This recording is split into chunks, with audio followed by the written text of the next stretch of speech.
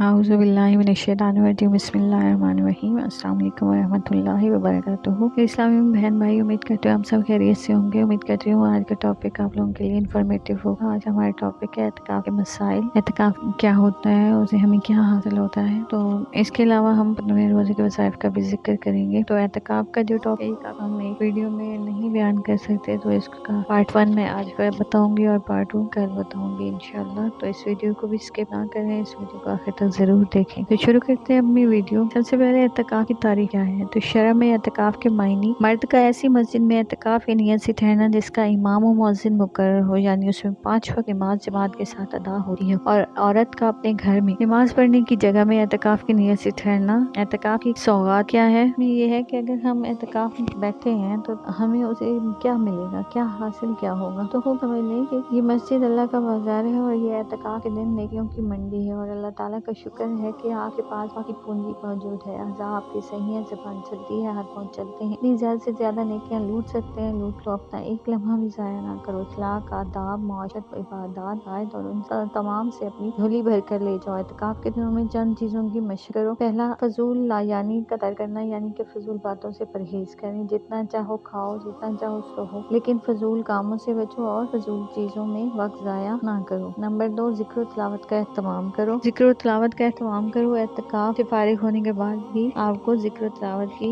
आदत रहेगी। नंबर 3, खाने में, आराम में और बाकी चीज़ों में दूर का ख्याल करो। अपनी ज़रूरियात पर दूसरों की ज़रूरत को तरजीह दो। नंबर 4, रमज़ान मुबारक आखिरी अशरा खुसूसन तारीख़ें बहुत मुबारक है। जहाँ तक अपनी सेहत व क़ुव्वत इजाज़त दे, इन कीमती लम्हात की कदर करो और इनको इबादत, जिक्र, तिलावत, तस्बीहात, दरूद शरीफ और सलात व तस्बीह से मामूर करो। लेकिन अपनी सेहत का ख्याल रखो, इतना ज़्यादा बोझ ना उठाओ कि फिर हिम्मत ही हार दो। नंबर 5 है कि सबसे ज़्यादा अल्लाह ताला की बारगाह में अपनी हाजात पेश करो। उसी से भीख मांगते रहो, वही हमें अता करने वाला है। पूरी दुनिया से ये तो और बेनियाज होकर उस अल्लाह करीम से मांगते रहो। जो जी में आए मांगो, लेकिन जायज़ हाजात मांगो। खूब जम कर मांगो, गिड़गिड़ा कर मांगो और इस तरह औजारी के साथ मांगो कि उस अल्लाह को हमारी आजी, हमारी बेकसी और बेबसी पर रहम आ जाए। और इसके अलावा अपने अय्यूब व नकाइश का मुताला करो और हक ताला के सामने तौबा व इस्तग़फ़ार करते रहो। अल्लाह ताला हमें तौफीक अता फरमाए और अपने दरवाजे से किसी को खाली हाथ ना लौटाएं। एतकाफ़ की किस्में कितनी है। एतकाफ़ 3 किस्म का होता है, एक वाजिब, एक सुन्नत मुअक्कदा और तीसरा मुस्तहब है। तो जो है वाजिब, तो उसका है कि वो नज़र का एतकाफ़ है। वो नज़र किसी शय पर मौकूफ़ हो या मौकूफ़ ना हो। किसी शय पर मौकूफ़ ना होने की मिसाल ये है कि कोई यक्स यूँ कहे कि अल्लाह ताला के पास से मेरे ज़िम्मे वाजिब है कि मैं इतने दिन का एतकाफ़ करूँ। और किसी शय पर मौकूफ़ ना होने की मिसाल ये है कि वो यूँ कहे कि अल्लाह ताला ने मेरे फ़लाँ बीमार को शिफ़ा दी तो मैं इतने दिन का एतकाफ़ करूँगा। तो यानी कि मन्नत जिस तरह से कहते हैं उस तरह का ये एतकाफ़ है। वाजिब एतकाफ़ की कम से कम मुद्दत एक दिन है,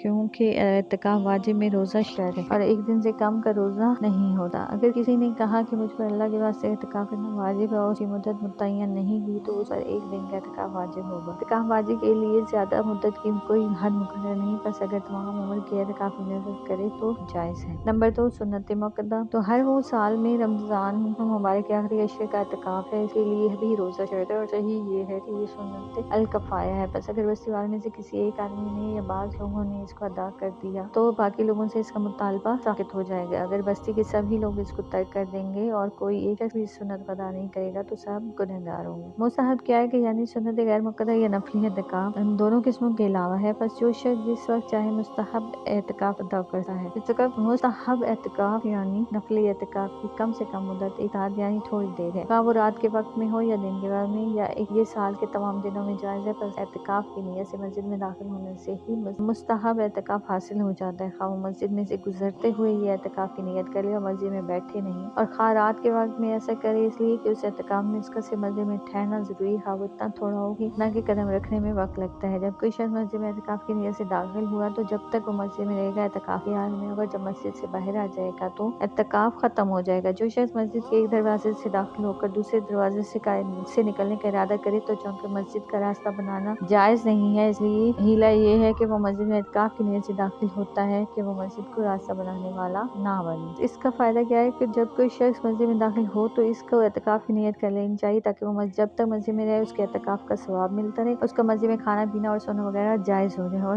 उसको रोज़ाना बहुत दफ़ा एतकाफ़ करने का सवाब भी मिल जाएगा। मस्जिद में दाखिल होते वक्त मस्जिद में दाखिल होने की दुआ के साथ एतकाफ़ की नियत के अल्फाज कह लेने चाहिए और वो यूँ कह सकता है नवैतु सुन्नतुल एतकाफ़। ये हमारा आज का जो टॉपिक है एतकाफ़ का, उसका पार्ट عنوان میں نے بیان کیا ہے۔ اب ہم 15ویں روزے کے وظائف کا ذکر کرتے ہیں۔ ٹاپک جو جتنا رہ گیا ہے وہ انشاءاللہ میں کل بیان کروں گی، کل کی ویڈیو۔ تو 15ویں روزے کے جو وظائف ہیں ان کا میں ذکر کر رہی ہوں۔ بعد از نماز فجر سورہ فتح 3 مرتبہ پڑھیں۔ بعد از نماز ظہر صلاۃ الحاجات 4 رکعت نوافل پڑھیں۔ بعد از نماز عصر درود 55 ٹائم پڑھیں۔ بعد از نماز مغرب دعائے قرب و پریشانی 17 مرتبہ پڑھیں۔ بعد از نماز عشاء سورہ آل عمران آیت نمبر 26 40 ٹائم پڑھیں۔ تو یہ تھا ہمارا آج کا ٹاپک۔ اگر یہ میری یہ ویڈیو آپ لوگوں کو پسند آئی ہے تو میری اس ویڈیو کو لائک کریں، شیئر کریں، کمنٹس کریں اور میرے چینل کو سبسکرائب کر دیں تاکہ میری آنے والی ویڈیوز آپ کو ملتی رہیں۔ اپنا بہت خیال رکھیں، دعا میں یاد رکھیں۔ اللہ حافظ۔